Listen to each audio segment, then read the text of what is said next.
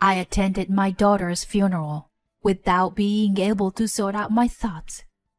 My 27-year-old daughter had suddenly passed away. As I stared blankly at her house, my 4-year-old grandson pulled on my skirt and murmured a shocking phrase. And my daughter's mother-in-law, who was nearby, listening to those words, turned pale. Her tragic end was just beginning. I'm Tina, a 50-year-old housewife, and I work part-time at a local diner. I have a daughter named Lauren. She got married to her husband Keith when she was 21. At first, she lived with her in-laws, but she couldn't get along with her mother-in-law. So they live separately now. No grandchildren yet, Lauren. How many years has it been since you got married? You are really useless. You are not fulfilling your role as a daughter-in-law. It seems that she was repeatedly blamed by her mother-in-law about children until her grandson Alex was born. Furthermore, you can't have children because you are always working, can't you? Don't neglect your housework because of work. At that time, my daughter and her husband were both working, but she was also burdened with housework at her in-laws' house. Moreover, it seems that she was even nagged about the details of housework. I want to be recognized as a good daughter-in-law, you know. Although she was enthusiastic about it when she started living with them, as time went on, she began to complain more and more. No matter what I do, my mother-in-law complains. I mean, she should just do it herself. Her in-law's house was a 5-hour flight from where I lived. I felt frustrated that I couldn't rush to my daughter when she's in need. Lauren, honey, if it's too tough, come back here once in a while. You need to take a break from your job as a daughter-in-law too, you know? Thank you, Mom, but I'm okay. Sorry to worry you. Can I talk to you about my complaints again sometime? I couldn't say anything more to my daughter who said that. After that, I was often told about her mother-in-law's complaint by Lauren. But as the physical distance couldn't be shortened, I also thought about how to support my daughter mentally. And I also gradually began to feel uncomfortable with her mother-in-law. Her mother-in-law hated it extremely when Lauren came home to our place. She even called me directly. Lauren is our daughter-in-law. And yet, she told me that she wants to go back to your place for a while for Thanksgiving. Please be sure to warn her too. Would you? What? But Lauren is also our daughter. So, can't we allow meeting her a few times a year? Lauren is doing well here, you know. Do you really need to meet her so often? Even if I tried, the answer from her mother-in-law was always one-sided. I thought it wouldn't be good to argue too much, considering Lauren's position, so I ended up going along with her mother-in-law's opinion. However, Lauren's husband convinced his mother. Even if you say she's doing well over here, it's obvious that they want to meet her every once in a while. Didn't you always tell me that you were lonely and wanted us to come back here to live with you? Remember? We somehow managed to get permission for a few visits home per year. Whoa! She even called you? I'm sorry, Mom. I really want to build a good relationship with her, but the day after her mother-in-law's contact, Lauren contacted me with a voice full of apologies. No, don't be sorry, honey. I couldn't do anything for you either. I had such frustrating conversation with my daughter many times. Then one day, Lauren contacted me saying that her mother-in-law was angry because I didn't send her a return gift for a present. Huh? I haven't received anything from your husband's family, even once. And yet she demands such things from me? What is that? I was surprised and raised my voice.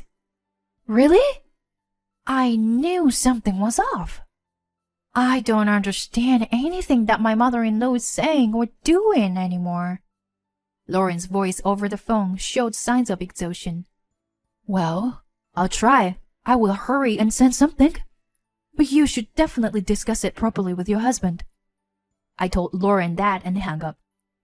About 2 years had passed since Lauren started living with her in-laws when she contacted me again. The relationship with her just can't seem to improve. I think it's better for me not to be around her. Keith feels the same way too. So, we decided to live separately from my in-laws. Apparently, Lauren's husband also judged that he couldn't handle his mother and decided to move out. Well, even if we say we're living separately, it's still within walking distance. I felt relieved when I heard Lauren's laughing voice over the phone. Then, about a year after Lauren and her family left their in-laws' home, I received the news that she was pregnant with her first child.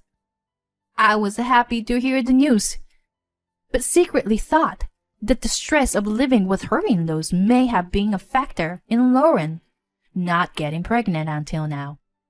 Lauren gave birth to a healthy baby boy named Alex. However, her mental state began to deteriorate rapidly due to her mother-in-law's overbearing nature. At the suggestion of her husband, when Alex was 2 years old, they came to live with us for several years. Lauren was so mentally exhausted that she had become quite thin. I deeply regretted that I had not been able to do anything for her until then. After a while, Alex, who had started to speak a little, began to say strange things. Granny, the man with the injured eye is not here today. What, Alex? The man with the line in his eye. Alex pointed to his own right eye and asked me about it. The truth is, my father, who passed away, lost his vision in his right eye and had a scar from an accident at work when he was young. My father passed away when I was young, and the pictures were kept at my parents' house. So even Lauren didn't know about the scar. At first, I thought it was a coincidence, but his bizarre stories continued many times. The man with the injured eye looks real sad. He's saying his house is about to break down. I told my mother about this. Later, we received a report that the stone on my father's grave had been broken by someone or something. From then on, I felt that maybe Alex had a sixth sense. Lauren seemed to have the same perspective, but she didn't pay much attention to it. I wonder who Alex inherited it from. 2 years passed, and Lauren's mental and physical condition began to recover. So they returned to her in-laws' house. However, she still received a bunch of sarcasm from her mother-in-law. What a terrible woman you are! Taking away my grandson who is the heir. From now on, I will raise Alex in our house. Thankfully, Lauren's husband and father-in-law, her mother-in-law was restricted in contact with them. So she seemed to be able to spend a more comfortable life than before. However, tragedy struck suddenly. One day, out of nowhere, Lauren's husband contacted me and told me that Lauren had fallen down the stairs and died. This news was hardly believable. However, when I rushed to the hospital, she had already become cold, and I had to accept the reality. Soon after, the funeral was held. And of course, Lauren's husband, Alex, and her mother-in-law attended. I managed to maintain my composure and exchanged a greeting with her mother-in-law. But falling down the stairs? Was she not paying attention? With her words, I couldn't even think of her as a human being. And I didn't have the energy to argue back. Mom! How can you say that even at a time like this? Lauren's husband also heard his mother's words and accused her furiously, but she seemed completely indifferent. Then she said to him, who was holding Alex, "Why don't you watch him carefully instead? Don't let him say anything creepy like he always does." Mom, cut it out. Lauren's husband was clearly upset with his mother. "Excuse me. I'm going to step out for a bit. Can you take care of Alex for a while?" Lauren's husband entrusted me with Alex and forcefully took his mother outside the venue. Alex seemed unable to comprehend that his mother had passed away, and I was doing my best to hold back tears. Granny, why do you look so sad? Mommy's worried about you. Alex looked at my face with a worried expression. I felt tears that I had been holding back quietly overflow. "Alex, sweetheart, is Mommy here?" Yeah, she was behind you until a little while ago. She's with Grandma now, over there, with Daddy. Saying that, Alex pointed to where Lauren's husband and mother-in-law. Mommy said Grandma pushed her on the stairs. Huh? As soon as I heard Alex's words, all the attendees turned their attention to us. Alex! Don't say things like that! Lauren's mother-in-law looked pale at his words, and I could see she was flustered. "Alex, can you tell me the story about Mommy later?" I spoke to Alex to calm the situation down. After the funeral was over, I returned to Lauren's home with Alex and talked to him slowly. Meanwhile, the mother-in-law was taken to the in-laws' house. "Well, Alex, can you tell me the story now?" Mommy's story? Sure. Let's go to my room. Mommy's saying something good is in my room. Alex led me to his room, holding my hand with a cheerful expression. "That thing over there. Can you take it for me?" And looking around the room, Alex pointed the box. Upon checking the contents, there were a small camera and recorder inside. According to Lauren's husband, Alex seemed to be talking to someone even though he was alone, and he would stare intently at nothing.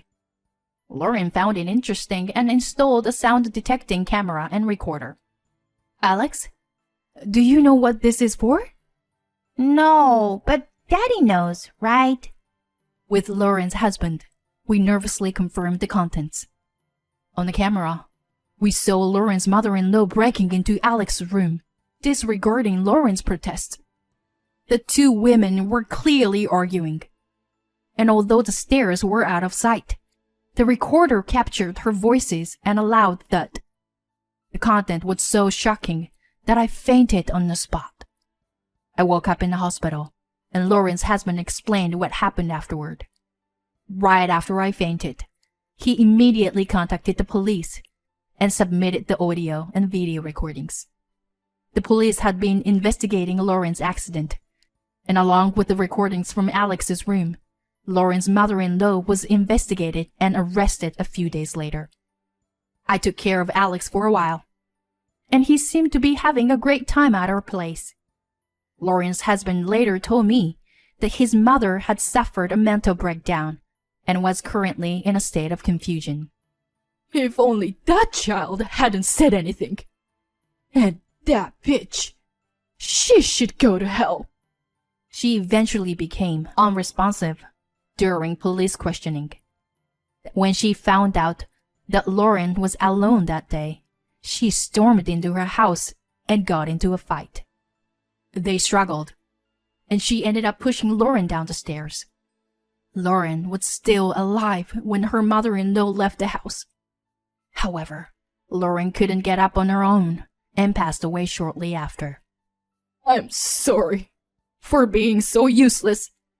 That day, I went out with Alex to give Lauren a break, but I never expected my mother to show up. I can't. I'm sorry." Lauren's husband apologized to me while crying, and I could only listen in shock without being able to sort out my own feelings.